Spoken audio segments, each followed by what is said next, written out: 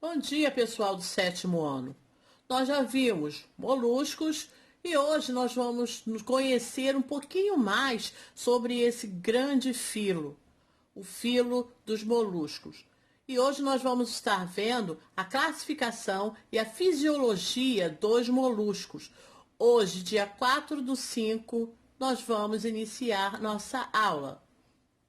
Bom, para começar, os moluscos são animais que apresentam uma grande diversidade de formas e tamanhos. Eles distribuem-se em três classes principais: gastrópodes, que é a maior classe de todas, é a mais diversificada e apresenta o maior número de espécies. Os bivalves e os cefalópodes. Na classe dos gastrópodes, nós encontramos os caramujos, caracóis, que são animais que vivem na terra. E nesse grupo também nós encontramos as lesmas. Bom, vamos lá. A alimentação. Todos os gastrópodes fazem uso da rádula. Lembra que eu falei lá da rádula? Para se alimentar. A rádula é uma espécie de língua neles. É uma estrutura com vários dentículos. A maioria dos gastrópodes são herbívoros e se alimentam raspando algas, plâncton, sementes e escavadores, etc. Eles são escavadores, eles raspam o alimento. A respiração. A respiração é feita por meio de ictenídeos, que assumem formas de brânquias em animais aquáticos.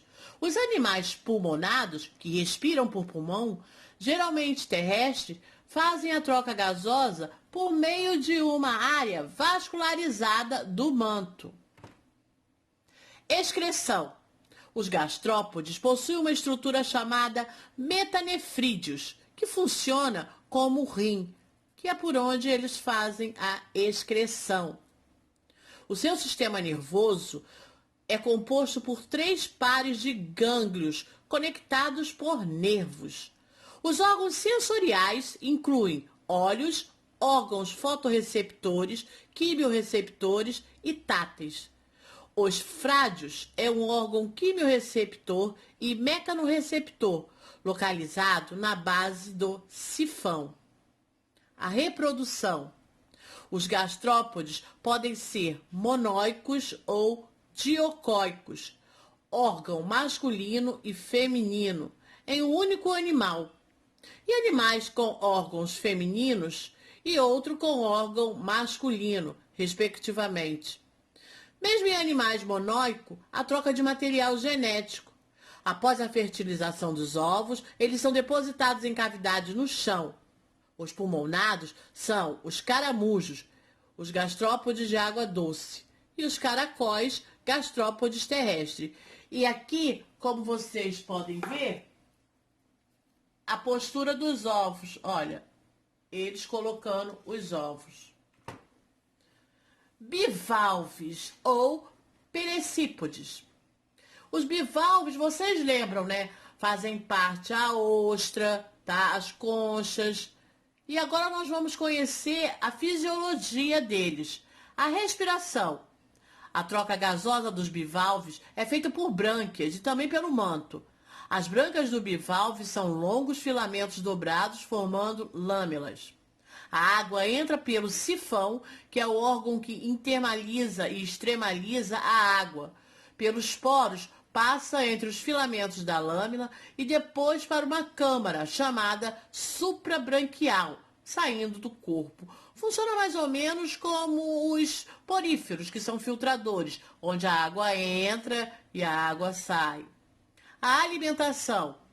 Os bivalves são filtradores, se alimentam de partículas suspensas na água que entram pelo sifão e são direcionadas por cílios, as brânquias, para que a filtração seja feita.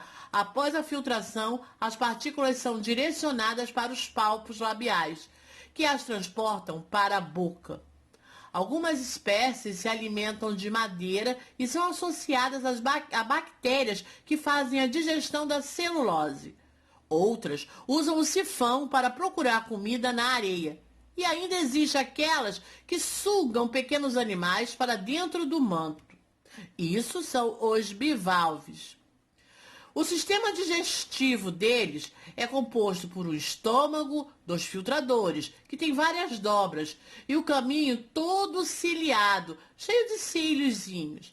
Há uma câmara digestiva que produz enzimas e as jogam no estômago. Os bivalves fazem digestão intra e extracelular, ou seja, dentro e fora da célula. O sistema circulatório. O coração dos bivalves tem 3 câmaras, 2 átrios e um ventrículo.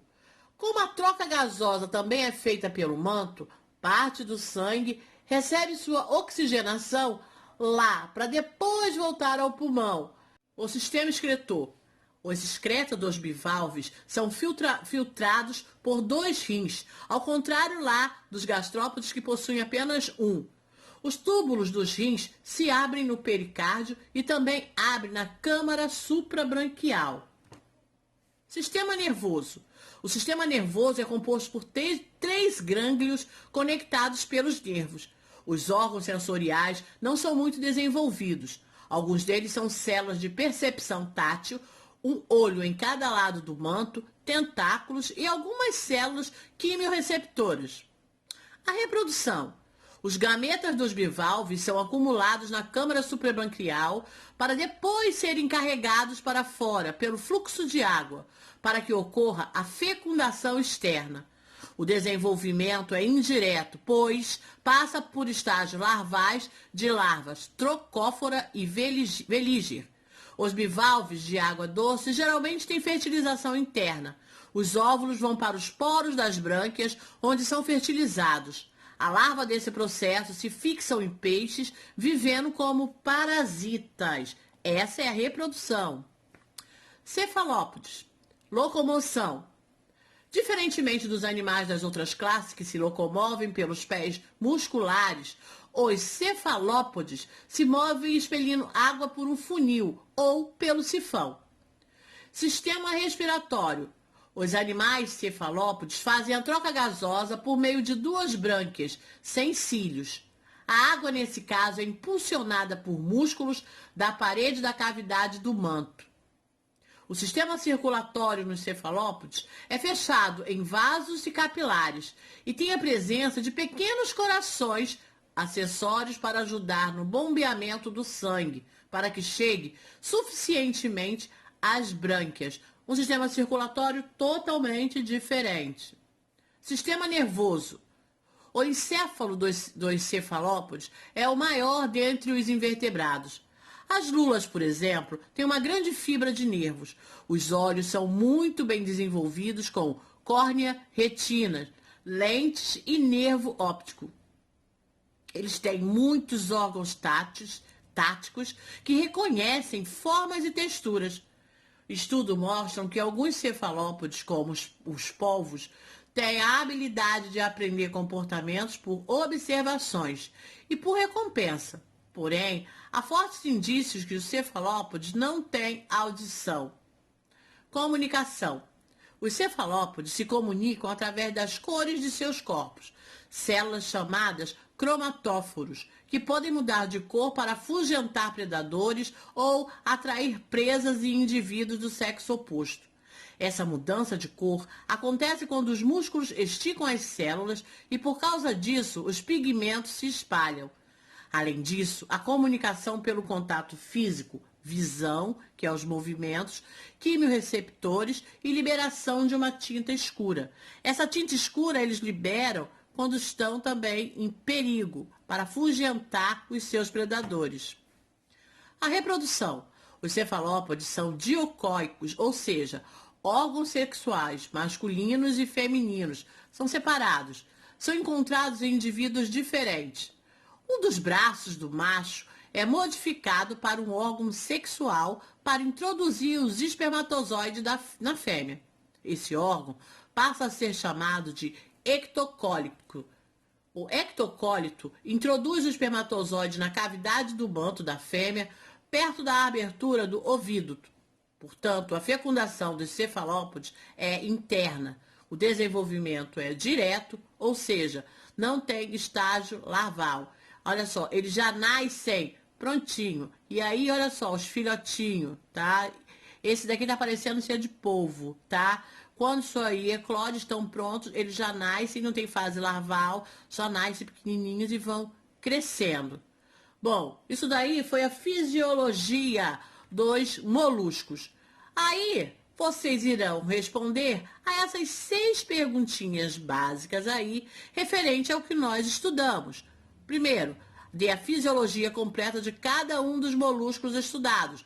Gastrópodes, bivalves e os cefalópodes. Vocês vão dar as características deles, falar, escrever como eles são. Explique como é a locomoção dos gastrópodes, bivalves e cefalópodes. Lembrando que cada um deles tem uma locomoção diferente. Dê 3 exemplos de bivalves e cefalópodes. O que encontramos na cavidade dos cefalópodes? O que é o nácar? Como é a respiração e a reprodução dos bivalves e dos gastrópodes? Bom, vamos ficando por aqui. Estudem, faça um resumo de tudo aquilo que você for entendendo, responda as perguntas e fique em casa. Não esqueça, hora de estudar é hora de estudar.